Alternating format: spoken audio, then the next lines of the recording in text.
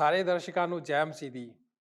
ਦਿਸ਼ਾ ਪਰਿਵਰਤਨ ਦੇ ਸਾਡੇ ਅੱਜ ਦੇ ਪ੍ਰੋਗਰਾਮ ਦੇ ਵਿੱਚ ਸ਼ਾਮਿਲ ਹੋਣ ਦੇ ਲਈ ਇੱਕ ਵਾਰ ਫਿਰ ਤੋਂ ਤੁਹਾਡਾ ਸਭਨਾਂ ਦਾ ਬਹੁਤ-ਬਹੁਤ ਸਵਾਗਤ ਹੈ। ਪਰਮੇਸ਼ਰ ਦਾ ਧੰਨਵਾਦ ਹੋਵੇ ਕਿ ਅਸੀਂ ਇੱਕ ਵਾਰੀ ਫਿਰ ਤੋਂ ਤੁਹਾਡੇ ਨਾਲ ਉਸ ਦੇ ਵਚਨ ਨੂੰ ਲੈ ਕੇ ਹਾਜ਼ਰ ਹੋਏ ਹਾਂ। ਸਾਨੂੰ ਇਹ ਦੱਸਦੇ ਹੋਏ ਬੜੀ ਖੁਸ਼ੀ ਹੋ ਰਹੀ ਹੈ ਕਿ ਅੱਜ ਤੋਂ ਅਸੀਂ ਪਰਮੇਸ਼ਰ ਦੇ ਦਾਸ ਡਾਕਟਰ ਡੇਵਿਡ ਜਰਮਾਇਆ ਦੇ ਨਾਲ ਬਾਈਬਲ ਦੇ ਅਧਿਐਨ ਦੀ ਇੱਕ ਹੋਰ ਨਵੀਂ ਲੜੀ ਨੂੰ ਸ਼ੁਰੂ ਕਰਨ ਜਾ ਰਹੇ ਹਾਂ। ਇਸ ਲੜੀ ਦਾ ਨਾਮ ਹੈ ਮਾਂ-ਬਾਪ ਹੋਣ ਦਾ ਉਚੇਤਾ ਲਾਭ ਅਤੇ ਇੱਕ ਮਹਾਨ ਚੁਣੌਤੀ।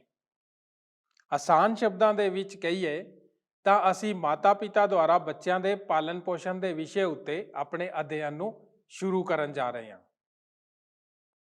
ਦੋਸਤੋ, ਮਾਤਾ-ਪਿਤਾ ਹਮੇਸ਼ਾ ਚਾਹੁੰਦੇ ਹਨ ਕਿ ਉਹਨਾਂ ਦੇ ਬੱਚਿਆਂ ਦੀ ਚੰਗੀ ਪਰਵਰਿਸ਼ ਹੋਏ, ਉਹਨਾਂ ਨੂੰ ਚੰਗੀ ਤੋਂ ਚੰਗੀ ਸਿੱਖਿਆ ਮਿਲੇ, ਉਹ ਵੱਡੇ ਹੋ ਕੇ ਆਪਣੇ ਸਮਾਜ ਅਤੇ ਦੇਸ਼ ਦੇ ਚੰਗੇ ਨਾਗਰਿਕ ਬਣਨ ਵਗੈਰਾ ਵਗੈਰਾ।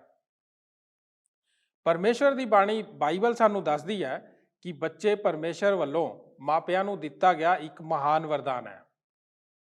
ਬਾਈਬਲ ਬਾਣੀ ਇਹ ਵੀ ਕਹਿੰਦੀ ਹੈ ਕਿ ਬੱਚੇ ਨੂੰ ਉਸ ਮਾਰਗ ਦੀ ਸਿੱਖਿਆ ਦੇਵੋ ਜਿਸ ਦੇ ਉੱਤੇ ਉਸ ਨੂੰ ਚੱਲਣਾ ਹੈ, ਤਾਂ ਉਹ ਸਾਰੀ ਉਮਰ ਉਸ ਸਿੱਖਿਆ ਤੋਂ ਪਿੱਛੇ ਨਹੀਂ ਹਟੇਗਾ।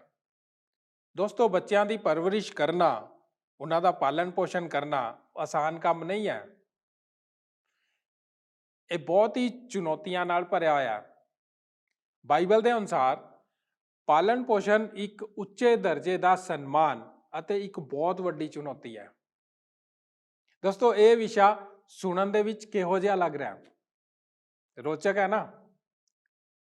ਕੀ ਤੁਸੀਂ ਚਾਹੁੰਦੇ ਹੋ ਕਿ ਤੁਸੀਂ ਆਪਣੇ ਬੱਚਿਆਂ ਦੀ ਪਰਵਰਿਸ਼ ਬਾਰੇ ਕੁਝ ਅਜਿਹਾ ਜਾਣੋ ਜੋ ਕਿ ਬਾਈਬਲ ਸਾਨੂੰ ਕਰਨ ਨੂੰ ਕਹਿੰਦੀ ਹੈ? ਕੀ ਤੁਸੀਂ ਇਸ ਨਵੇਂ ਅਧਿਐਨ ਦੇ ਲਈ ਤਿਆਰ ਹੋ? ਤਾਂ ਫਿਰ ਦੋਸਤੋ, ਦੇਰ ਨਾ ਕਰਦੇ ਹੋਏ ਪਰਮੇਸ਼ਵਰ ਦੇ ਦਾਸ ਡਾਕਟਰ ਡੇਵਿਡ ਜਰਮਾਇਆ ਦੇ ਨਾਲ ਸ਼ੁਰੂ ਕਰਦੇ ਹਾਂ ਆਪਣਾ ਨਵਾਂ ਅਧਿਐਨ ਪ੍ਰੋਗਰਾਮ ਆਸਵੰਦ ਪਾਲਣ ਪੋਸ਼ਣ।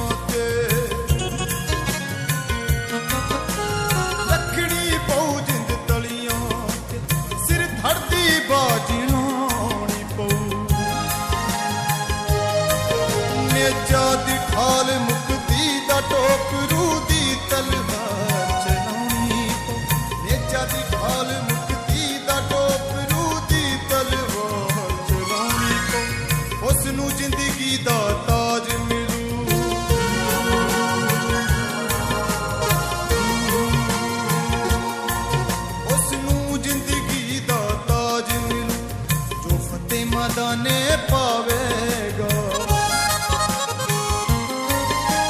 जद आइया घड़ियां परख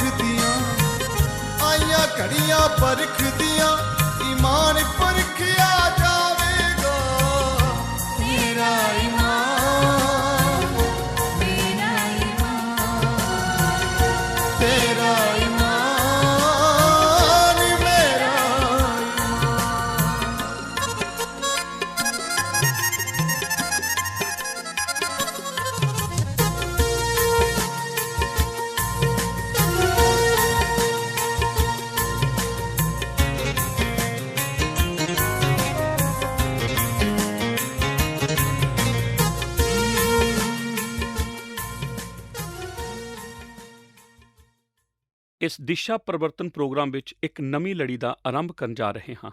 ਇਸ ਦਾ ਨਾਂ ਹੈ ਮਾਂ-ਬਾਪ ਹੋਣ ਦਾ ਉਚੇਚਾ ਲਾਭ ਅਤੇ ਮਹਾਨ ਚੁਣੌਤੀ। ਅੱਜ ਦੇ ਪ੍ਰੋਗਰਾਮ ਦੀ ਰੇਖਾ ਇਸ ਪ੍ਰਕਾਰ ਹੋਵੇਗੀ। ਨੰਬਰ 1 ਬੇਬਿਆਨ ਉਚੇਚਾ ਸੁਭਾਗ।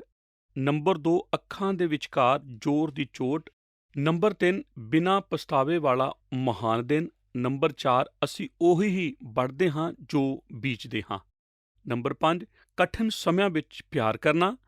ਨੰਬਰ 6 ਕਦੇ-ਕਦੇ ਇਹ ਇੱਕ ਯੁੱਧ ਹੀ ਹੁੰਦਾ ਹੈ। ਨੰਬਰ 7 ਨੇਚਾ ਦੀ ਕੁੰਜੀ। ਅੱਜ ਮੈਂ ਆਪ ਨਾਲ ਮਾਂ-ਬਾਪ ਹੋਣ ਦੇ ਉਚੇਚੇ ਸੁਭਾਗ ਅਤੇ ਮਹਾਨ ਚੁਣੌਤੀ ਦੇ ਵਿਸ਼ੇ ਬਾਰੇ ਗੱਲਬਾਤ ਕਰਨੀ ਚਾਹਾਂਗਾ। ਮੈਂ ਆਪ ਨੂੰ ਇਹ ਦੱਸਦਾ ਹਾਂ ਕਿ ਇਹ ਇੱਕ ਮਾਂ-ਬਾਪ ਹੋਣ ਦੇ ਮਹਾਨ ਆਨੰਦਾਂ ਵਿੱਚੋਂ ਇੱਕ ਹੈ। ਕੀ ਆਪ ਨੂੰ ਕਦੇ ਵੀ ਕੋਈ ਘਰੇਲੂ ਮਨੋਰੰਜਨ ਕੇਂਦਰ ਖਰੀਦਣਾ ਨਹੀਂ ਪੈਂਦਾ, ਕਿਉਂਕਿ ਮਨੋਰੰਜਨ ਨੂੰ ਠੀਕ ਆਪ ਦੇ ਘਰ ਦੇ ਅੰਦਰ ਲਿਆਉਂਦੇ ਹਨ ਅਤੇ ਕਦੇ-ਕਦੇ ਉਹ ਮਨੋਰੰਜਨ ਉਸ ਘਰ ਦੀਆਂ ਹੱਦਾਂ ਤੋਂ ਬਾਹਰ ਤੱਕ ਜਾਂਦਾ ਹੈ ਅਤੇ ਕਲੀਸਿਆ ਦੇ ਅੰਦਰ ਆ ਠਹਿਰਦਾ ਹੈ।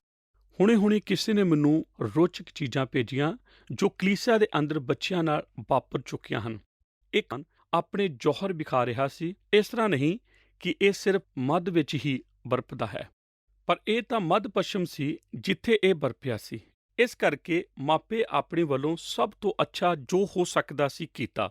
ਉਹ ਹਰ ਕੁਝ ਕਰਨ ਦੀ ਕੋਸ਼ਿਸ਼ ਕਰ ਰਹੇ ਸਨ ਜਿਸ ਦੇ ਦੁਆਰਾ ਉਹ ਸਥਿਰਤਾ ਬਣਾਈ ਰੱਖ ਸਕਦੇ, ਪਰ ਉਹ ਤਾਂ ਇਸ ਯੁੱਧ ਨੂੰ ਹਾਰ ਰਹੇ ਸਨ ਅਤੇ ਅੰਤ ਵਿੱਚ ਪਿਤਾ ਨੇ ਉਹ ਛੋਟੇ ਬੱਚੇ ਨੂੰ ਆਪਣੀ ਬਾਂਹ ਹੇਠਾਂ ਲੈ ਕੇ ਉੱਪਰ ਉਠਾਇਆ, ਬੜੇ ਗੁੱਸੇ ਨਾਲ ਉਹਨੂੰ ਝਿੜਕਿਆ, ਉਹ ਬਾਹਰ ਚਲਾ ਗਿਆ। ਬਸ ਕਲੀਸਿਆ ਹਾਲ ਦੇ ਅੰਦਰ ਆਉਣ ਵਾਲੇ ਦਰਵਾਜ਼ੇ ਦੀ ਸੁਰੱਖਿਆ ਕੋਲ ਪਹੁੰਚਣ ਤੋਂ ਪਹਿਲਾਂ ਉਹ ਛੋਟੇ ਬੱਚੇ ਨੇ ਉੱਚੀ ਆਵਾਜ਼ ਵਿੱਚ ਪੁਕਾਰ ਕੇ ਮਸੀਹੀ ਸਭਾ ਦੇ ਲੋਕਾਂ ਨੂੰ ਆਖਿਆ, ਮੇਰੇ ਲਈ ਪ੍ਰਾਰਥਨਾ ਕਰੋ, ਮੇਰੇ ਲਈ ਪ੍ਰਾਰਥਨਾ ਕਰੋ। ਮੈਨੂੰ ਵੀ ਇਹੋ ਜਿਹੇ ਮੌਕੇ ਬਾਹਰ ਲਿਜਾਇਆ ਜਾ ਚੁੱਕਾ ਹੈ ਜਦੋਂ ਕਿ ਇਹ ਵਿਚਾਰ ਮੇਰੇ ਦਿਲ ਦੇ ਅੰਦਰ ਪੈਦਾ ਹੋ ਰਿਹਾ ਸੀ, ਪਰ ਮੈਂ ਕਦੇ ਵੀ ਇਸ ਨੂੰ ਉੱਚੀ ਆਵਾਜ਼ ਵਿੱਚ ਮੂੰਹੋਂ ਨਹੀਂ ਸੀ ਕਿਹਾ। ਇੱਕ ਹੋਰ ਸਮੇਂ ਇੱਕ ਐਤਵਾਰ ਨੂੰ ਸਵੇਰ ਦੀ ਪ੍ਰਾਰਥਨਾ ਦੇ ਦੌਰਾਨ ਇੱਕ ਉੱਚੀ ਆਵਾਜ਼ ਵਿੱਚ ਇਹ ਸੀਟੀ ਪਿਛਲੀ ਲਾਈਨ ਤੋਂ ਸੁਣਾਈ ਦਿੱਤੀ ਸੀ। ਗੈਰੀ ਦੀ ਮਾਂ ਤੇ ਬਸ ਘਬਰਾ ਹੀ ਗਈ ਸੀ। ਉਸਨੇ ਉਸ ਨੂੰ ਚੁੰਡੀ ਵੱਢ ਕੇ ਚੁੱਪ ਕਰਾਇਆ ਅਤੇ ਕਲੀਸਿਆ ਦੀ ਸਭਾ ਤੋਂ ਬਾਅਦ ਉਸਨੇ ਆਖਿਆ, ਗੈਰੀ, ਕਿਹੜੀ ਚੀਜ਼ ਸੀ ਜਿਸ ਨੇ ਤੈਨੂੰ ਇੰਨੀ ਜ਼ੋਰ ਨਾਲ ਕਲੀਸਿਆ ਦੀ ਸਭਾ ਦੌਰਾਨ ਸੀਟੀ ਵਜਾਉਣ ਲਈ ਉਕਸਾਇਆ ਸੀ? ਉਸਨੇ ਗੰਭੀਰਤਾ ਨਾਲ ਕਿਹਾ, ਮੈਂ ਪਰਮੇਸ਼ਰ ਨੂੰ ਆਖਿਆ ਕਿ ਮੈਨੂੰ ਸੀਟੀ ਵਜਾਉਣੀ ਸਿਖਾਓ, ਅਤੇ ਉਸਨੇ ਇਹ ਠੀਕ ਇਸੇ ਵਕਤ ਕੀਤਾ ਸੀ।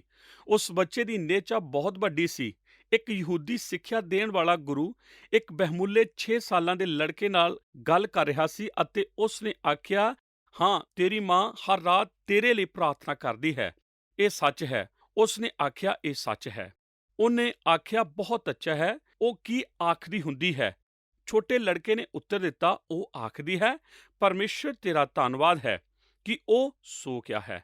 ਕੀ ਮੈਂ ਕਿਸੇ ਹੋਰ ਤੋਂ ਗਵਾਹੀ ਸੁਣ ਸਕਦਾ ਹਾਂ? ਇੱਕ ਛੋਟੇ ਲੜਕੇ ਨੂੰ ਪ੍ਰਾਰਥਨਾ ਕਰਦਿਆਂ ਇਸ ਤਰ੍ਹਾਂ ਸੁਣਿਆ ਗਿਆ ਸੀ, ਪਿਆਰੇ ਪਰਮੇਸ਼ਰ, ਕਿਰਪਾ ਕਰਕੇ ਮੇਰੇ ਡੈਡੀ ਅਤੇ ਮੇਰੀ ਮੰਮੀ ਅਤੇ ਮੇਰੀ ਭੈਣ ਅਤੇ ਮੇਰੇ ਭਰਾ ਅਤੇ ਮੇਰੇ ਛੋਟੇ ਕੁੱਤੇ ਅਤੇ ਮੇਰੇ ਖਿਆਲ ਰੱਖਣਾ, ਅਤੇ ਮੈਂ ਕਿਰਪਾ ਕਰਕੇ ਆਪਣਾ ਆਪ ਦਾ ਧਿਆਨ ਰੱਖਣਾ। ਪਰਮੇਸ਼ਰ ਜੀ, ਜੇਕਰ ਆਪ ਨੂੰ ਕੁਝ ਹੋ ਗਿਆ ਤਦ ਅਸੀਂ ਇੱਕ ਵੱਡੀ ਮੁਸੀਬਤ ਵਿੱਚ ਫਸ ਜਾਵਾਂਗੇ। ਅਤੇ ਉਹ ਠੀਕ ਆਖਰੀ ਦੇ ਲਾਗੇ ਹੀ ਸੀ ਕਿ ਇਹ ਅੱਛਾ ਨਹੀਂ ਹੈ ਕਿ ਪਰਮੇਸ਼ਰ ਨੂੰ ਕੁਝ ਹੀ ਨਾ ਹੋ ਸਕਦਾ। ਮੈਨੂੰ ਇਹ ਜ਼ਰੂਰ ਮੰਨਣਾ ਹੀ ਪੈਣਾ ਹੈ ਕਿ ਮੈਂ ਹਮੇਸ਼ਾ ਹੀ ਕੁਝ ਘਬਰਾ ਜਾਂਦਾ ਹਾਂ ਜਦੋਂ ਵੀ ਮੈਂ ਪਰਿਵਾਰ ਬਾਰੇ ਕੁਝ ਬੋਲਣ ਬਾਰੇ ਸੋਚਦਾ ਹਾਂ। ਇਸ ਕਰਕੇ ਨਹੀਂ ਕਿ ਇਹ ਕਿਸੇ ਵੀ ਹੋਰ ਵਿਸ਼ੇ ਨਾਲੋਂ ਵੱਧ ਡਰਾਉਣਾ ਹੈ, ਪਰ ਉਹ ਕਾਰਨ ਜਿਸ ਕਰਕੇ ਮੈਂ ਹਮੇਸ਼ਾ ਡਰ ਜਾਂਦਾ ਹਾਂ ਉਹ ਇਹ ਹੈ ਕਿ ਕੋਈ ਇਹ ਵਿਚਾਰ ਰੱਖਣ ਜਾ ਰਿਹਾ ਹੈ ਕਿ ਮੈਂ ਸੋਚਦਾ ਹਾਂ ਕਿ ਸ਼ਾਇਦ ਇਸ ਵਿਸ਼ੇ ਬਾਰੇ ਸਭ ਕੁਝ ਜਾਣ ਚੁੱਕਾ ਹਾਂ। ਮੈਂ ਆਪਣੇ ਖੁਦ ਦੇ ਅਨੁਭਵ ਤੋਂ ਪੂਰੇ ਇਖਤਿਆਰ ਨਾਲ ਇਸ ਵਿਸ਼ੇ ਬਾਰੇ ਨਹੀਂ ਬੋਲ ਸਕਦਾ, ਪਰ ਮੈਂ ਤੇ ਕਾਫੀ ਗਲਤੀਆਂ ਕਰ ਚੁੱਕਾ ਹਾਂ ਅਤੇ ਉਹਨਾਂ ਵਿੱਚੋਂ ਕੁਝ ਕੁ ਤੁਹਾਨੂੰ ਦੱਸ ਸਕਦਾ ਹਾਂ ਤਾਂ ਕਿ ਤੁਸੀਂ ਉਹਨਾਂ ਨੂੰ ਨਾ ਕਰੋ। ਉਹ ਮੈਨੂੰ ਪਿਛਲੇ ਵਰ੍ਹਿਆਂ ਦੇ ਦੌਰਾਨ ਬਹੁਤ ਕੁਝ ਸਿਖਾ ਚੁੱਕਾ ਹੈ ਅਤੇ ਮੇਰੀ ਖੁਆਇਸ਼ ਹੈ ਕਿ ਮੈਂ ਆਪਣਾ ਹੱਥ ਉਹਨਾਂ ਨੌਜਵਾਨ ਮਾਪਿਆਂ ਉੱਤੇ ਰੱਖਾਂ ਜੋ ਇੱਥੇ ਮੌਜੂਦ ਹਨ। ਹੁਣ ਜਦੋਂ ਕਿ ਮੈਂ ਇੱਕ ਦਾਦਾ ਹਾਂ ਅਤੇ ਆਪ ਨੂੰ ਮੈਂ ਇੱਕ ਗੱਲ ਦੱਸਾਂ ਜੋ ਮੇਰੀ ਆਸ ਹੈ ਕਿ ਆਪ ਇਸ ਸਾਰੀ ਲੜੀ ਦੇ ਦੌਰਾਨ ਸੁਣੋਗੇ, ਅਤੇ ਇਹ ਗੱਲ ਇਹ ਹੈ, ਆਪ ਇਹ ਕਰ ਸਕਦੇ ਹੋ। ਆਪ ਇੱਕ ਨੇਕ ਮਾਪੇ ਹੋ ਸਕਦੇ ਹੋ। ਪਰਮੇਸ਼ਰ ਆਪ ਨੂੰ ਮਾਪੇ ਹੋਣ ਵਿੱਚ ਮਦਦ ਕਰ ਸਕਦਾ ਹੈ ਜੋ ਮਾਪੇ ਆਪ ਹੋਣ ਦੀ ਖੁਆਇਸ਼ ਰੱਖਦੇ ਹੋ। ਇਹਨਾਂ ਦਿਨਾਂ ਵਿੱਚ ਅਸੀਂ ਉਸ ਸੰਦੇਸ਼ ਨੂੰ ਜ਼ਿਆਦਾ ਕਰਕੇ ਨਹੀਂ ਸੁਣਦੇ। ਉਹ ਸਭ ਜੋ ਅਸੀਂ ਸੁਣਦੇ ਹਾਂ ਉਹ ਤਾਂ ਵਿਨਾਸ਼ ਅਤੇ ਨਿਰਾਸ਼ਾ ਅਤੇ ਸਾਰੀਆਂ ਕਠਿਨ ਚੀਜ਼ਾਂ ਹੀ ਹੁੰਦੀਆਂ ਹਨ। ਸਾਨੂੰ ਉਤਸ਼ਾਹ ਪਾਉਣ ਦੀ ਜ਼ਰੂਰਤ ਹੁੰਦੀ ਹੈ। ਮੇਰੀ ਖੁਆਇਸ਼ ਹੈ ਕਿ ਤੁਸੀਂ ਜਾਣ ਲਵੋ ਕਿ ਮੈਂ ਇਹੋ ਜਿਹੇ ਪੁੱਤਰ ਅਤੇ ਧੀਆਂ ਤਿਆਰ ਕਰ ਸਕਦਾ ਹਾਂ ਜੋ ਪਰਮੇਸ਼ਰ ਨੂੰ ਪਿਆਰ ਕਰਦੇ ਹੋਣ ਅਤੇ ਆਪਣੇ ਸਮਾਜਾਂ ਨੂੰ ਬਰਕਤ ਦੇਣ ਵਾਲੇ ਹੋਣ। ਮੈਂ ਤੁਹਾਨੂੰ ਇਹ ਵਿਸ਼ਵਾਸ ਦਿਲਾਉਣਾ ਚਾਹੁੰਦਾ ਹਾਂ ਕਿ ਆਪ ਇੱਕ ਇਹੋ ਜਿਹੇ ਮਾਰਗ ਉੱਤੇ ਚੱਲਣਾ ਆਰੰਭ ਕਰ ਚੁੱਕੇ ਹੋ ਜੋ ਆਪ ਨੂੰ ਖੁਸ਼ੀ ਅਤੇ ਆਨੰਦ ਦੇਣ ਵਿੱਚ ਅਗਵਾਈ ਕਰ ਸਕਦਾ ਹੈ। ਜੇਕਰ ਪਰਮੇਸ਼ਰ ਦੇ ਰਾਹ ਚੱਲੋ, ਸਾਡਾ ਸਰਵ ਉੱਚ ਪਰਮੇਸ਼ਰ ਉਹਨਾਂ ਚੀਜ਼ਾਂ ਵਿੱਚੋਂ ਕਿਸੇ ਨਾਲ ਵੀ ਹੈਰਾਨ ਨਹੀਂ ਹੁੰਦਾ ਜੋ ਅੱਜ ਸਾਡੇ ਜਗਤ ਵਿੱਚ ਹੋ ਰਹੀਆਂ ਹਨ। ਕੀ ਕਦੇ ਆਪ ਨੇ ਇਸ ਬਾਰੇ ਸੋਚਿਆ ਹੈ? ਉਹ ਸ਼ਾਮ ਦੀਆਂ ਖਬਰਾਂ ਦੇ ਦੁਆਰਾ ਹੈਰਾਨ ਨਹੀਂ ਹੁੰਦਾ। ਉਹ ਸਾਡੇ ਪਬਲਿਕ ਸਕੂਲ ਦੀ ਹਾਲਾਤ ਦੇ ਦੁਆਰਾ ਹੈਰਾਨ ਨਹੀਂ ਹੁੰਦਾ ਔਰ ਨਾ ਹੀ ਕੀਤਾ ਜਾਂਦਾ ਹੈ। ਨੈਟਵਰਕ ਟੈਲੀਵਿਜ਼ਨ ਦੀਆਂ ਵਿਸ਼ੇ ਸੂਚੀਆਂ ਦੇ ਦੁਆਰਾ ਹੈਰਾਨ ਅਤੇ ਪਰੇਸ਼ਾਨ ਨਹੀਂ ਕੀਤਾ ਜਾਂਦਾ। ਉਹ ਆਪਣੇ ਇਸ ਯੁੱਗ ਦੇ ਬਾਰੇ ਜਾਣਦਾ ਹੈ ਜਿਸ ਵਿੱਚ ਅਸੀਂ ਜਿਉਂਦੇ ਹਾਂ ਅਤੇ ਜਿਸ ਵਿੱਚ ਅਸੀਂ ਆਪਣੇ ਬੱਚਿਆਂ ਦਾ ਪਾਲਣ ਪੋਸ਼ਣ ਕਰ ਰਹੇ ਹਾਂ। ਉਹ ਇਸ ਸਮੇਂ ਨੂੰ ਸਾਡੇ ਕੈਲੰਡਰਾਂ ਉੱਤੇ ਪਹੁੰਚਣ ਤੇ ਪਹਿਲਾਂ ਹੀ ਜਾਣਦਾ ਸੀ। ਉਹ ਜਾਣਦਾ ਸੀ ਕਿ ਕੁਝ ਵਰਪੇਗਾ, ਸਭ ਕੁਝ ਜਗਤ ਦੀ ਨੀਂਹ ਧਰਨ ਤੋਂ ਪਹਿਲਾਂ ਹੀ। ਉਸ ਨੂੰ ਪੂਰੀ ਤਰ੍ਹਾਂ ਪਤਾ ਹੈ ਕਿ ਅੱਜ ਕਿਸੇ ਤਰ੍ਹਾਂ ਦੇ ਜਗਤ ਇੱਕ ਨੌਜਵਾਨ ਬੱਚੇ ਵੱਡੇ ਹੋਣ ਅਤੇ ਠੀਕ ਸ਼ੁਰੂ ਤੋਂ ਹੀ ਮੈਂ ਚਾਹੁੰਦਾ ਹਾਂ ਕਿ ਆਪ ਜਾਣ ਲਵੋ ਕਿ ਪਰਮੇਸ਼ਰ ਅੱਜ ਵੀ ਉਸੇ ਤਰ੍ਹਾਂ ਹੀ ਇਸ ਦੇ ਯੋਗ ਹੈ। ਠੀਕ ਜਿਸ ਤਰ੍ਹਾਂ ਉਹ ਕੱਲ ਅਤੇ ਇਸ ਤੋਂ 50 ਬਰੇ ਪਹਿਲਾਂ ਅਤੇ 1000 ਬਰੇ ਪਹਿਲਾਂ ਆਪ ਲੋਕਾਂ ਨੂੰ ਸ਼ਕਤੀ, ਬੁੱਧ ਅਤੇ ਨਜ਼ਰੀਆ ਅਤੇ ਬਰਕਤ ਦੇਣ ਦੇ ਯੋਗ ਸੀ, ਜੋ ਕਿ ਪਰਮੇਸ਼ਰ ਪ੍ਰਸਤ ਘਰਾਣਿਆਂ ਨੂੰ ਪਾਉਣ ਲਈ ਉਹਨਾਂ ਨੂੰ ਜ਼ਰੂਰਤ ਸੀ। ਇੱਕ ਐਤ ਦੇ ਨਿਊ ਇੰਟਰਨੈਸ਼ਨਲ ਅਨੁਵਾਦ ਤੇ ਜਿਸ ਨੂੰ ਅਸੀਂ ਚੰਗੀ ਤਰ੍ਹਾਂ ਜਾਣਦੇ ਹਾਂ, ਇਹ ਇਸ ਤਰ੍ਹਾਂ ਦੱਸਿਆ ਗਿਆ ਹੈ, ਅਤੇ ਪਰਮੇਸ਼ਰ ਤੁਹਾਡੇ ਉੱਤੇ ਸਾਰੀ ਕਿਰਪਾ ਬਹੁਤੀ ਕਰ ਸਕਦਾ ਹੈ, ਭਾਈ ਹਰ ਪ੍ਰਕਾਰ ਨਾਲ ਸਦਾ ਸਭ ਕੁਝ ਤੁਹਾਡੇ ਕੋਲ ਹੋਵੇ, ਕਿ ਹਰ ਸ਼ੁਭ ਕਰਮ ਕਰਨ ਲਈ ਤੁਹਾਡੇ ਕੋਲ ਵਾਫਰ ਵੀ ਹੋਵੇ। ਅਤੇ ਇਸ ਵਚਨ ਦੇ ਠੀਕ ਵਿਚਕਾਰ ਪਾਏ ਜਾਣ ਵਾਲੇ ਉਹ ਛੋਟੇ ਭਾਗ ਨੂੰ ਮੈਂ ਬਹੁਤ ਪਸੰਦ ਕਰਦਾ ਹਾਂ ਜੋ ਆਪ ਦਾ ਹੈ। ਸਦਾ ਸਭ ਕੁਝ ਤੁਹਾਡੇ ਕੋਲ ਹੋਵੇ ਜਿਸ ਨਾਲ ਤੁਸੀਂ ਹਰੇਕ ਸ਼ੁਭ ਕੰਮ ਕਰ ਸਕੋ। ਅਤੇ ਸਾਨੂੰ ਇਸ ਦਾ ਅੰਦਾਜ਼ਾ ਲਗਾਉਣਾ ਨਹੀਂ ਚਾਹੀਦਾ, ਵਿਖਾਉਣ ਲਈ ਨਹੀਂ ਛੱਡਿਆ ਗਿਆ, ਜਦੋਂ ਕਿ ਇਹ ਜਗਤ ਇੱਕ ਟੋਕਰੀ ਵਿੱਚ ਪਿਆ ਨਰਕ ਵੱਲੋਂ ਜਾ ਰਿਹਾ ਹੈ। ਅਤੇ ਅਸੀਂ ਇਹ ਆਖਦਿਆਂ ਆਪਣੇ ਹੱਥ ਮਲਦੇ ਹੋਈਏ ਕਿ ਅਸੀਂ ਆਪਣੇ ਪਰਿਵਾਰਾਂ ਲਈ ਕੀ ਕਰਨ ਜਾ ਰਹੇ ਹਾਂ। ਪਰਮੇਸ਼ਰ ਨੇ ਸਾਨੂੰ ਇੱਕ ਵਚਨ ਦਿੱਤਾ ਹੈ ਅਤੇ ਜੇਕਰ ਅਸੀਂ ਇਸ ਵਚਨ ਕੋਲ ਆਈਏ ਤਦ ਇਹ ਵਚਨ ਕਾਫੀ ਹੈ। ਇਸ ਸਮੁੱਚੀ ਲੜੀ ਦੇ ਦੌਰਾਨ ਆਪ ਨੂੰ ਪ੍ਰਸੰਨ ਕਰਦਿਆਂ ਸੁਣ ਜਾ ਰਿਹਾ ਹਾਂ ਅਤੇ ਮੈਂ ਇਸ ਪੂਰੇ ਦਿਲੋਂ ਇਸ ਨੂੰ ਬੋਲਣ ਜਾ ਰਿਹਾ ਹਾਂ, ਪੂਰੇ ਜ਼ੋਰ ਨਾਲ ਚਲਾਉਂਦਾ ਹਾਂ, ਜਿੰਨਾ ਵੀ ਮੈਂ ਭਿੰਨ ਤਰੀਕਿਆਂ ਨਾਲ ਕਰ ਸਕਦਾ ਹਾਂ। ਤੁਸੀਂ ਇਹ ਕਰ ਸਕਦੇ ਹੋ। ਮੈਂ ਇਹ ਕਰਨ ਦੀ ਖੁਆਇਸ਼ ਇਸ ਕਰਕੇ ਰੱਖਦਾ ਹਾਂ ਕਿਉਂਕਿ ਮੈਂ ਸੱਚਮੁੱਚ ਆਪਣੇ ਪੂਰੇ ਦਿਲੋਂ ਇਸ ਉੱਤੇ ਵਿਸ਼ਵਾਸ ਕਰਦਾ ਹਾਂ। ਪਰਮੇਸ਼ਰ ਕਦੀ ਵੀ ਸਾਨੂੰ ਅਜਿਹੀ ਕੋਈ ਵੀ ਕਾਰਜ ਬਿਨਾਂ ਉਸ ਨੂੰ ਪੂਰਾ ਕਰਨ ਲਈ ਜ਼ਰੂਰੀ ਚੀਜ਼ਾਂ ਨੂੰ ਦਿੱਤੀਆਂ ਨਹੀਂ ਦਿੰਦਾ। ਉਸ ਨੇ ਆਪ ਨੂੰ ਬੱਚੇ ਇਸ ਕਰਕੇ ਨਹੀਂ ਦਿੱਤੇ ਕਿ ਆਪ ਨੂੰ ਇਸ ਵਰਦਾਨ ਨਾਲ ਨਿਰਾਸ਼ ਹੁੰਦਿਆਂ ਵੇਖਣ ਲਈ ਉਹ ਸਵਰਗ ਦੇ ਦੂਤਾਂ ਵੱਲ ਤੱਕੇ। ਉਸ ਨੇ ਆਪ ਨੂੰ ਇਹ ਵਰਦਾਨ ਦਿੱਤਾ ਹੈ ਅਤੇ ਇਸ ਦੇ ਨਾਲ ਜੁੜੀ ਹਦਾਇਤਾਂ ਦੀ ਇੱਕ ਲੜੀ ਇਸ ਵਾਸਤੇ ਦਿੱਤੀ ਗਈ ਹੈ। ਅਤੇ ਹੁਣ ਸਮਾਂ ਹੈ ਕਿ ਅਸੀਂ ਉਹਨਾਂ ਸਾਰੀਆਂ ਗੱਲਾਂ ਨੂੰ ਸੁਣਨ ਦੀ ਬਜਾਏ ਜੋ ਇਹ ਆਖਦੀਆਂ ਹਨ ਕਿ ਸਾਨੂੰ ਪਰਮੇਸ਼ਰ ਦੇ ਅਦਭੁਤ ਖਜ਼ਾਨਿਆਂ ਨਾਲ ਕੀ ਕੁਝ ਕਰਦੇ ਹੋਣਾ ਚਾਹੀਦਾ ਹੈ। ਅਸੀਂ ਆਓ ਦੁਬਾਰਾ ਉਹਨਾਂ ਹਦਾਇਤਾਂ ਨੂੰ ਪੜ੍ਹਨਾ ਆਰੰਭ ਕਰੀਏ। ਕਹਾਵਤਾਂ 22 ਅਧਿਆਇ 6 ਦੇ ਵਚਨ ਜ਼ਿਆਦਾਤਰ ਗਲਤ ਸਮਝੇ ਜਾਂਦੇ ਹਨ, ਪਰ ਇਸ ਵਿੱਚ ਅਜੇ ਵੀ ਇੱਕ ਆਸ ਹੈ। ਬਾਲਕ ਨੂੰ ਉਹਦਾ ਠੀਕ ਰਾਹ ਸਿਖਲਾ ਤੇ ਉਹ ਵੱਡਾ ਹੋ ਕੇ ਵੀ ਉਸ ਤੋਂ ਕਦੇ ਨਾ ਹਟੇਗਾ।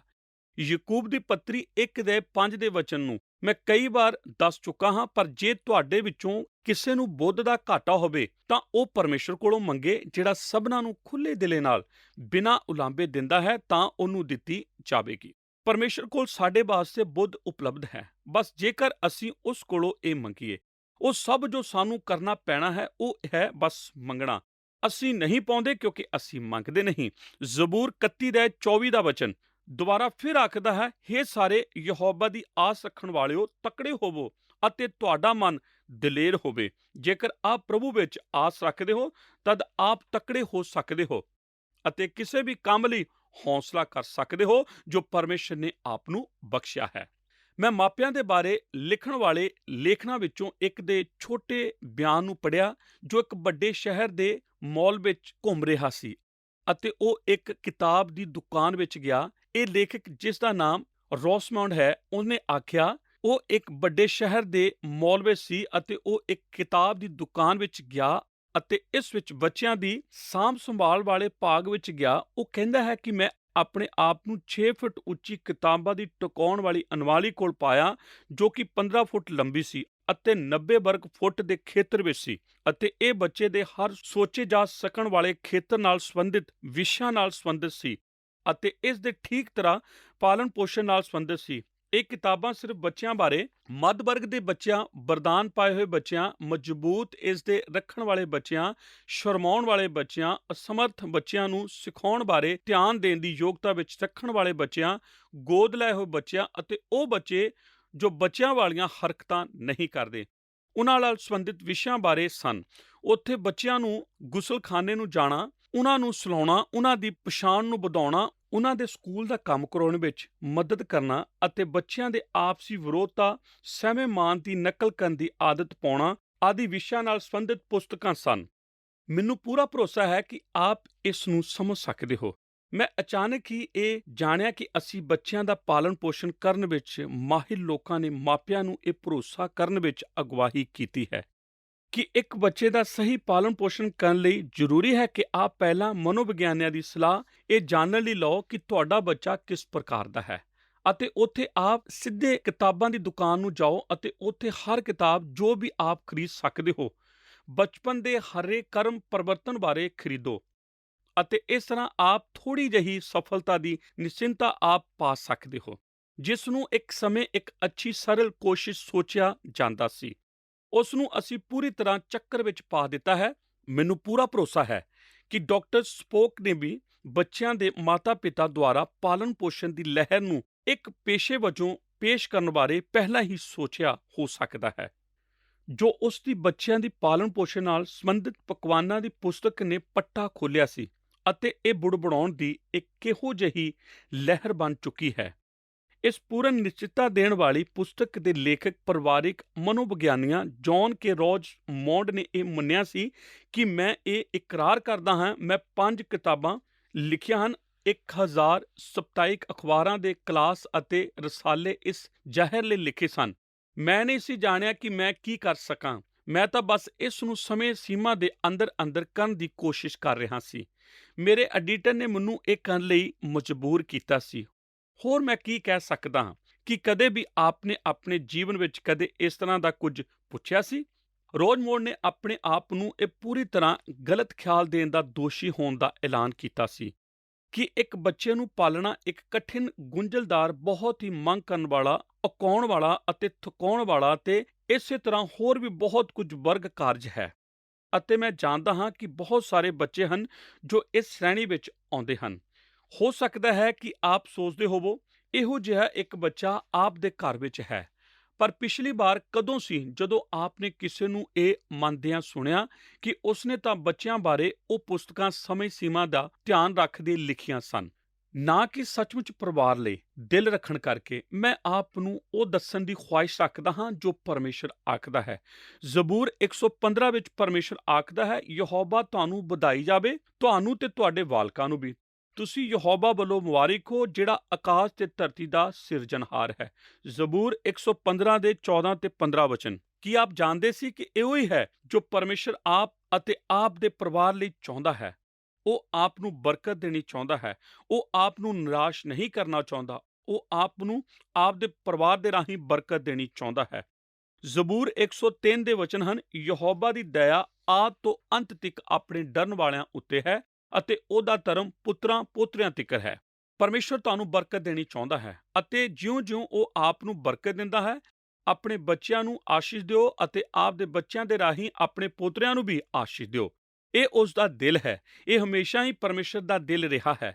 ਪਰਮੇਸ਼ਰ ਉੱਪਰੋਂ ਸਾਡੇ ਬੱਚਿਆਂ ਦਾ ਪਾਲਣ ਪੋਸ਼ਣ ਕਰਦਿਆਂ ਨਿਰਾਸ਼ ਦੇ ਵਿੱਚੋਂ ਸਾਨੂੰ ਤੱਕਣ ਨਹੀਂ ਦਿੰਦਾ। ਪਰਮੇਸ਼ਰ ਨੇ ਸਾਨੂੰ ਇੱਕ ਵਚਨ ਦਿੱਤਾ ਹੈ। ਇਹ ਸਮੱਸਿਆ ਪਰਮੇਸ਼ਰ ਦੇ ਨਾਲ ਨਹੀਂ ਹੈ, ਸਮੱਸਿਆ ਤਾਂ ਸਾਡੇ ਨਾਲ ਹੈ। ਅਸੀਂ ਉਸ ਦੀ ਸਲਾਹ ਨੂੰ ਸੁਣਨ ਵਿੱਚ ਅਸਫਲ ਰਹਿੰਦੇ ਹਾਂ। ਅਸੀਂ ਸਾਰੇ ਮਨੋਵਿਗਿਆਨੀਆਂ ਨੂੰ ਅਤੇ ਬੱਚਿਆਂ ਦੀ ਪਾਲਣ ਪੋਸ਼ਣ ਕਰਨ ਵਾਲੇ ਮਾਹਿਰ ਅਤੇ ਸਭ ਡਾਕਟਰ ਸੰਪੋਕ ਨੂੰ ਸੁਣਦੇ ਹਾਂ, ਅਤੇ ਅਸੀਂ ਉਹ ਭੁੱਲ ਚੁੱਕੇ ਹਾਂ ਜੋ ਪਰਮੇਸ਼ਰ ਆਖ ਚੁੱਕਾ ਹੈ। ਅਸੀਂ ਠੀਕ ਉਹੀ ਪਾਇਆ ਹੈ ਜੋ ਅਸੀਂ ਆਸ ਕਰਦੇ ਹਾਂ। ਜਦੋਂ ਆਪ ਪਰਮੇਸ਼ਰ ਤੋਂ ਦੂਰ ਹੋ ਜਾਂਦੇ ਹੋ, ਤਦ ਆਪ ਨਿਰਾਸ਼ ਅਤੇ ਅਸਫਲਤਾ ਅਤੇ ਥਕਾਵਟ ਹੀ ਪਾਉਂਦੇ ਹੋ। ਕੀ ਆਪ ਜਾਣਦੇ ਹੋ ਕਿ ਬਵਿਸਥਾ ਅਨੁਸਾਰ 5 ਅਧਿਆਇ 29 ਦੇ ਵਚਨ ਕੀ ਆਖਦੇ ਹਨ? ਪ੍ਰਭੂ ਦੀ ਗੱਲ ਸੁਣੋ, ਭਲਾ ਹੁੰਦਾ ਜੇ ਉਹਨਾਂ ਵਿੱਚ ਅਜਿਹਾ ਮਨ ਹੁੰਦਾ ਕਿ ਉਹ ਮੇਰੇ ਤੋਂ ਡਰਦੇ ਅਤੇ ਸਦਾ ਮੇਰੇ ਸਾਰੇ ਹੁਕਮਾਂ ਨੂੰ ਮੰਨਦੇ, ਤਾਂ ਜੋ ਉਹਨਾਂ ਦਾ ਅਤੇ ਉਹਨਾਂ ਦੇ ਬੱਚਿਆਂ ਦਾ ਸਦਾ ਤੱਕ ਭਲਾ ਹੁੰਦਾ। ਇਹੋ ਹੀ ਹੈ ਜੋ ਪਰਮੇਸ਼ਰ ਚਾਹੁੰਦਾ ਹੈ। ਉਹ ਚਾਹੁੰਦਾ ਹੈ ਕਿ ਸਾਡਾ ਭਲਾ ਹੋਵੇ ਅਤੇ ਇਸੇ ਕਰਕੇ ਮੈਂ ਫੈਸਲਾ ਕਰ ਲਿਆ ਹੈ, ਮੈਂ ਬਸ ਆਪਣੇ ਦਿਲ ਆਪ ਦੇ ਅੱਗੇ ਪਰਮੇਸ਼ਰ ਪ੍ਰਸਤ ਮਹੱਤਵ ਅਤੇ ਸਾਡੇ ਵੱਲੋਂ ਪਰਮੇਸ਼ਰ ਦੇ ਵਰਦਾਨਾਂ ਬਾਰੇ ਡੋਲਣਾ ਚਾਹੁੰਦਾ ਹਾਂ। ਮੈਂ ਜਾਣਦਾ ਹਾਂ ਕਿ ਆਪ ਵਿੱਚੋਂ ਕੁਝ ਕੁ ਦਾਦਾ ਦਾਦੀ ਹਨ ਅਤੇ ਆਪ ਸੋਚ ਰਹੇ ਹੋ ਕਿ ਮੇਰੇ ਲਈ ਤਾਂ ਇਹ ਹੁਣ ਬਹੁਤ ਹੀ ਦੇਰ ਹੋ ਚੁੱਕੀ ਹੈ। ਇਹ ਜ਼ਿਆਦਾ ਦੇਰ ਨਹੀਂ ਹੋਈ। ਆਪ ਇਹ ਸੰਦੇਸ਼ ਆਪਣੇ ਬੱਚਿਆਂ ਤੱਕ ਪਹੁੰਚਾਉਣ। ਆਪ ਵਿੱਚੋਂ ਕੁਝ ਕੁ ਅਣਵਿਆਹੇ ਹਨ ਅਤੇ ਆਪ ਸੋਚ ਰਹੇ ਹੋ, ਇੱਕ ਦਿਨ ਮੈਂ ਇੱਕ ਮਾਪਾ ਹੋਵਾਂਗਾ। ਪਰ ਹਰ ਕੋਈ ਕਿਸੇ ਨਾ ਕਿਸੇ ਦਾ ਮਾਪਾ ਹੈ। ਮੈਂ ਇਹ ਖੋਜਿਆ ਹੈ। ਮੈਂ ਬਹੁਤ ਸਾਰੇ ਅਣਵਿਆਹੇ ਲੋਕਾਂ ਨੂੰ ਜਾਣਦਾ ਹਾਂ ਜੋ ਬੱਚਿਆਂ ਦੀ ਦੇਖਭਾਲ ਕਰਦੇ ਹਨ ਅਤੇ ਦੂਸਰਿਆਂ ਦੀ ਮਦਦ ਕਰਦੇ ਹਨ। ਇਸ ਵਿੱਚ ਸਾਡੇ ਵਿੱਚੋਂ ਹਰੇਕ ਲਈ ਇੱਕ ਸੰਦੇਸ਼ ਹੈ ਜੇਕਰ ਅਸੀਂ ਸੁਣਾਂਗੇ। ਪਿਛਲੇ ਜ਼ਮਾਨੇ ਵਿੱਚ ਜਦੋਂ ਔਰਤਾਂ ਬਹੁਤ ਸਾਰੇ ਘਰੇਲੂ ਕਾਰਜ ਕਰਦੀਆਂ ਸਨ, ਇੱਕ ਔਰਤ ਆਪਣੇ ਪਤੀ ਨਾਲ ਬੈਠ ਕੇ ਦੇਰ ਰਾਤ ਤੱਕ ਗੱਲਬਾਤ ਕਰਨ ਲਈ ਤਿਆਰ ਹੋ ਰਹੀ ਸੀ। ਉਹ ਆਪਣੇ ਵਾਲਾਂ ਨੂੰ ਰਸੋਈ ਦੇ ਭਾਂਡੇ ਧੋਣ ਵਾਲੇ ਟੱਬ ਵਿੱਚ ਨਿਚੋੜ ਰਹੀ ਸੀ ਅਤੇ ਉਹ 2 ਲੜਕਿਆਂ ਦੀ ਖੁਸਰ-ਮੁਸਰ ਸੁਣ ਰਹੀ ਸੀ ਜਿਨ੍ਹਾਂ ਨੂੰ ਉਸ ਸਮੇਂ ਸੌਂਦੇ ਹੋਣਾ ਚਾਹੀਦਾ ਸੀ। ਆਪਣਾ ਮੂੰਹ ਗਰਮ ਪਾਣੀ ਤੋਂ ਉੱਚਾ ਕਰਕੇ ਉਹ ਜ਼ੋਰ ਨਾਲ ਬੋਲੀ, "ਬੱਚਿਓ, ਆਪਣੇ ਆਪਣੇ ਬਿਸਤਰ ਵਿੱਚ ਵਾਪਸ ਲੇਟ ਜਾਓ।" ਛੋਟੇ ਬੱਚਿਆਂ ਦਾ ਸ਼ੋਰ ਜਲਦੀ ਖਤਮ ਹੋ ਗਿਆ, ਪਰ ਜਿਉਂ ਹੀ ਉਹ ਦੁਬਾਰਾ ਆਪਣਾ ਕੰਮ ਕਰਨ ਲਈ ਲੱਗੀ, ਇੱਕ ਵਾਰ ਫਿਰ ਕੁਸਰ-ਮੁਸਰ ਅਤੇ ਹੱਥੋਂ-ਪਾਈ ਦੀ ਆਵਾਜ਼ ਹੇਠਾਂ ਸੁਣਾਈ ਦਿੱਤੀ। ਨਿਰਾਸ਼ ਹੁੰਦੇ ਹੋਏ ਉਸ ਮਾਂ ਨੇ ਆਪਣੇ ਸਿਰ ਦੁਆਲੇ ਤੌਲੀਆ ਲਪੇਟਿਆ ਅਤੇ ਪੌੜੀਆਂ ਦੇ ਪੈਰਾਂ ਹੇਠਾਂ ਗਈ ਅਤੇ ਆਖਿਆ, "ਅਗਲੀ ਵਾਰ ਜੇਕਰ ਮੈਂ ਤੁਹਾਡੀ ਆਵਾਜ਼ ਫਿਰ ਸੁਣੀ ਤਦ ਮੈਂ ਉੱਪਰ ਆਉਣ ਵਾਲੀ ਹਾਂ।" ਦ੍ਰਿੜ ਵਿਸ਼ਵਾਸ ਕਰਦੀ ਹੋਈ ਕਿ ਇਹ ਧਮਕੀ ਸਮੱਸਿਆ ਖਤਮ ਕਰ ਦੇਵੇਗੀ, ਉਹ ਆਪਣੇ ਵਾਲਾਂ ਨੂੰ ਸਵਾਰਨਾ ਖਤਮ ਕਰਨ ਲਈ ਉਸ ਥਾਂ ਫਿਰ ਆਈ। ਪਰ ਜਿਉਂ ਹੀ ਉਸਨੇ ਆਪਣੇ ਵਾਲ ਪਾਣੀ ਦੇ ਹੇਠਾਂ ਕੀਤੇ, ਉਸਨੇ ਆਪਣੇ ਬੱਚਿਆਂ ਨੂੰ ਇੱਧਰ-ਉੱਧਰ ਭੱਜਦੇ ਸੁਣਿਆ। ਹੁਣ ਉਹ ਬਹੁਤ ਹੀ ਕ੍ਰੋਧ ਵਿੱਚ ਆ ਗਈ ਸੀ। ਉਸਨੇ ਤੌਲੀਆ ਆਪਣੇ ਸਿਰ ਦੇ ਦੁਆਲੇ ਲਪੇਟਿਆ, ਭੱਜ ਕੇ ਪੌੜੀਆਂ ਉੱਪਰ ਚੜ੍ਹੀ, ਕਮਰੇ ਦੇ ਅੰਦਰ ਘੁੱਸੀ ਜਿੱਥੇ ਉਸਦੇ ਦੋਵੇਂ ਬੱਚੇ ਖੇਡ ਰਹੇ ਸਨ ਅਤੇ ਉਸਨੇ ਉਹਨਾਂ ਨੂੰ ਆਖਿਆ, "ਮੈਂ ਤੁਹਾਨੂੰ ਬਿਸਤਰ ਵਿੱਚ ਲੇਟਣ ਲਈ ਆਖਿਆ ਸੀ। ਮੇਰਾ ਭਾਵ ਹੈ ਤੁਹਾਨੂੰ ਬਿਸਤਰ ਵਿੱਚ ਲੇਟਣ ਲਈ। ਚੰਗਾ ਹੈ ਤੁਸੀਂ ਬਿਸਤਰ ਵਿੱਚ ਲੇਟੋ ਅਤੇ ਬਿਸਤਰ ਵਿੱਚ ਹੀ ਲੇਟੋ।" ਉਹ ਇਹ ਵੇਖਣ ਲਈ ਦਰਵਾਜ਼ੇ ਤੋਂ ਬਾਹਰ ਹੋਈ ਕਿ ਹੁਣ ਵੀ ਬਰਪੇਗਾ। ਉਸਨੇ ਕੁਝ ਪਲ ਬਾਹਰ ਖੜੇ ਹੋ ਕੇ ਸੁਣਿਆ। ਉਹ ਬਹੁਤ ਖਿਝੀ ਹੋਈ ਸੀ। ਉਹ ਵੇਖਣ ਜਾ ਰਹੀ ਸੀ ਕਿ ਉਸ ਦੇ ਪੁੱਤਰਾਂ ਨੇ ਉਸ ਦਾ ਕਹਿਣਾ ਮੰਨਿਆ ਸੀ ਜਾਂ ਨਹੀਂ। ਉਹ ਚੁੱਪਚਾਪ ਕੁਝ ਫੁੱਟ ਆਪਣੇ ਤਾੜੇ ਹੋਏ ਬੱਚਿਆਂ ਤੋਂ ਪਰੇ ਹੋਈ। ਉਸਨੇ ਆਪਣੇ ਛੋਟੇ ਲੜਕੇ ਨੂੰ ਵੱਡੇ ਨੂੰ ਇਹ ਆਖਦਿਆਂ ਸੁਣਿਆ, "ਇਹ ਕੌਣ ਸੀ?" ਇਸ ਤਰ੍ਹਾਂ ਜੇਕਰ ਆਪ ਆਪਣੇ ਆਪ ਵਿੱਚ ਉਹਨਾਂ ਤੋਂ ਉਹ ਨਹੀਂ ਕਰਵਾ ਸਕਦੇ ਜੋ ਆਪ ਦੀ ਨਜ਼ਰ ਵਿੱਚ ਠੀਕ ਹੈ, ਹੋ ਸਕਦਾ ਹੈ ਆਪ ਨੂੰ ਆਪਣੇ ਸਿਰ ਦੇ ਦੁਆਲੇ ਕੁਝ ਲਪੇਟਣਾ ਪਵੇ ਅਤੇ ਉੱਪਰ ਜਾ ਕੇ ਮਾਰਨ ਦਾ ਡਰਾਵਾ ਦੇਣਾ ਪਵੇ।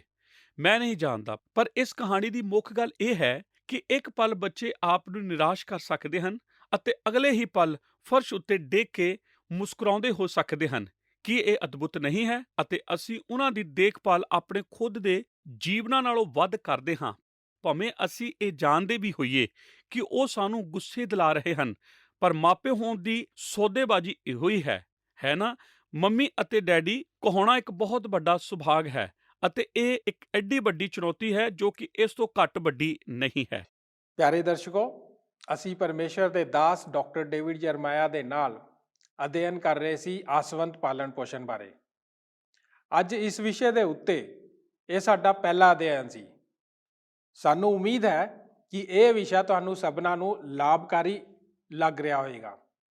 ਦੋਸਤੋ, ਵਿਆਹ ਤੋਂ ਬਾਅਦ ਹਰੇਕ ਜੋੜੇ ਦੀ ਇਹੋ ਖਵਾਇਸ਼ ਹੁੰਦੀ ਹੈ ਕਿ ਉਹ ਮਾਤਾ ਪਿਤਾ ਬਣਨ, ਉਹ ਮਾਤਾ ਪਿਤਾ ਹੋਣ ਦੇ ਸੁੱਖ ਦਾ ਆਨੰਦ ਮਾਣ ਸਕਣ। ਪਰਮੇਸ਼ਰ ਤੁਹਾਡੀ ਇਸ ਦੇ ਵਿੱਚ ਮਦਦ ਕਰ ਸਕਦਾ ਹੈ। ਡਾਕਟਰ ਡੇਵਿਡ ਜਰਮਾਇਆ ਨੇ ਇਸ ਵਿਸ਼ੇ ਦੇ ਉੱਤੇ ਗੱਲਬਾਤ ਕਰਦੇ ਹੋਏ ਬੱਚਿਆਂ ਦੀ ਕਾਰਗੁਜ਼ਾਰੀ ਦੇ ਕੁਝ ਉਦਾਹਰਨ ਸਾਡੇ ਸਾਹਮਣੇ ਰੱਖੇ। ਇਹਨਾਂ ਉਦਾਹਰਨਾਂ ਤੋਂ ਅਸੀਂ ਬੱਚਿਆਂ ਦੀ ਮਾਨਸਿਕਤਾ ਦੇ ਬਾਰੇ ਜਾਣ ਸਕਦੇ ਹਾਂ। ਕਈ ਵਾਰੀ ਉਹ ਅਜਿਹੇ ਕੰਮ ਕਰ ਜਾਂਦੇ ਹਨ ਜਿਹਦੇ ਕਰਕੇ ਅਸੀਂ ਮਾਤਾ ਪਿਤਾ ਅਜੀਬੋ-ਗਰੀਬ ਪਰਿਸਥਿਤੀ ਦੇ ਵਿੱਚ ਫਸ ਜਾਂਦੇ ਹਾਂ। ਸਾਨੂੰ ਆਪ ਨੂੰ ਹੀ ਸਮਝ ਨਹੀਂ ਆਉਂਦਾ ਕਿ ਹੁਣ ਸਾਨੂੰ ਕੀ ਕਰਨਾ ਚਾਹੀਦਾ।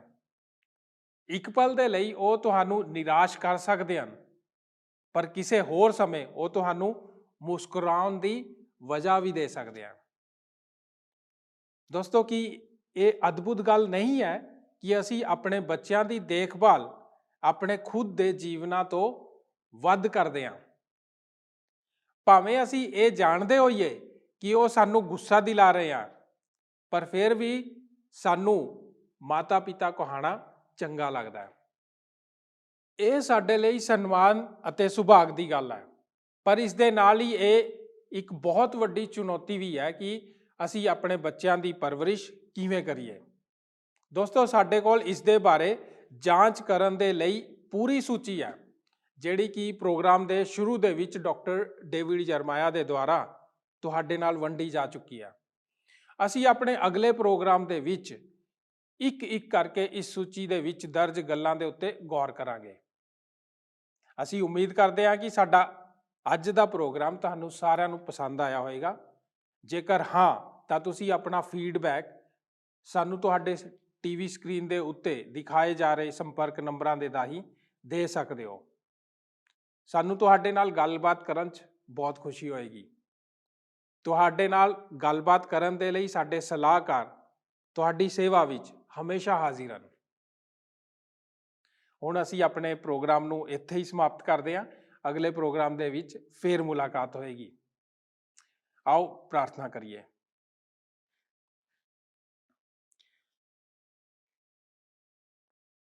ਸਾਡੇ ਅਨੁਗ੍ਰਹਕਾਰੀ ਦਿਆਲੂ ਪਰਮੇਸ਼ਵਰ ਪਿਤਾ ਪ੍ਰਭੂ ਯਿਸੂ ਮਸੀਹ ਜੀ ਦੇ ਨਾਂ 'ਚ ਤੁਹਾਡਾ ਧੰਨਵਾਦ ਕਰਦੇ ਹਾਂ ਪ੍ਰਭੂ, ਅੱਜ ਦੀ ਇਸ ਨਵੀਂ ਲੜੀ ਨੂੰ ਸ਼ੁਰੂ ਕਰਨ ਵਾਸਤੇ, ਜੋ ਕਿ ਪਿਤਾ ਪਰਮੇਸ਼ਵਰ ਅੱਛੇ ਮਾਪੇ ਬਣਨ ਔਰ ਬੱਚਿਆਂ ਦੀ ਅੱਛੀ ਪਰਵਰਿਸ਼ ਕਰਨ ਦੇ ਬਾਰੇ ਹੈ। ਪਿਤਾ ਪਰਮੇਸ਼ਵਰ, ਤੁਹਾਡਾ ਧੰਨਵਾਦ ਕਰਦੇ ਹਾਂ ਕਿ ਬੇਸ਼ੱਕ ਇਹ ਇੱਕ ਵੱਡੀ ਚੁਣੌਤੀ ਹੈ, ਲੇਕਿਨ ਪਿਤਾ ਪਰਮੇਸ਼ਵਰ ਤੁਸੀਂ ਸਾਡੇ ਨਾਲ ਹੋ, ਤੁਸੀਂ ਸਾਨੂੰ ਆਸ਼ੀਸ਼ ਦਿੰਦੇ ਹੋ ਔਰ ਪ੍ਰਭੂ ਜੀ ਸਾਨੂੰ ਇਸ ਦੇ ਵਿੱਚ ਕਾਮਯਾਬ ਕਰਦੇ ਹੋ। ਸਾਡੀ ਪ੍ਰਾਰਥਨਾ, ਜਿੰਨੇ ਵੀ ਸਾਡੇ ਦਰਸ਼ਕ ਹੈ ਉਹਨਾਂ ਸਾਰਿਆਂ ਦੇ ਪਰਿਵਾਰਾਂ ਵਿੱਚ ਤੁਸੀਂ ਬਰਕਤ ਦਿਓ। ਸਾਡੇ ਸਾਰੇ ਦਰਸ਼ਕਾਂ ਦੇ ਪਰਿਵਾਰ ਖੁਸ਼ੀਆਂ ਭਰੇ ਹੋਣ ਔਰ ਉਹਨਾਂ ਨੂੰ ਕਿਸੇ ਚੀਜ਼ ਦੀ ਕਮੀ ਨਾ ਹੋਏ, ਔਰ ਉਹਨਾਂ ਦੇ ਬੱਚੇ ਪਿਤਾ ਪਰਮੇਸ਼ਵਰ ਤੁਹਾਡੀ ਕਿਰਪਾ ਦੇ ਵਿੱਚ ਅੱਗੇ ਵਧਦੇ ਜਾਣ। ਯਿਸੂ ਨਾਸਰੀ ਜੀ ਦੇ ਨਾਂ 'ਚ ਇਸ ਪ੍ਰਾਰਥਨਾ ਨੂੰ ਮੰਗਦੇ ਹਾਂ, ਆਮੀਨ। ਕੀ ਤੁਹਾਨੂੰ ਇਹ ਪ੍ਰੋਗਰਾਮ ਪਸੰਦ ਆਇਆ? ਹੁਣੇ ਸਾਨੂੰ ਇੱਕ ਮਿਸ ਕਾਲ ਦਿਓ ਤੇ ਤੁਸੀਂ ਅਗਲੇ ਜੇਤੂ ਹੋ ਸਕਦੇ ਹੋ।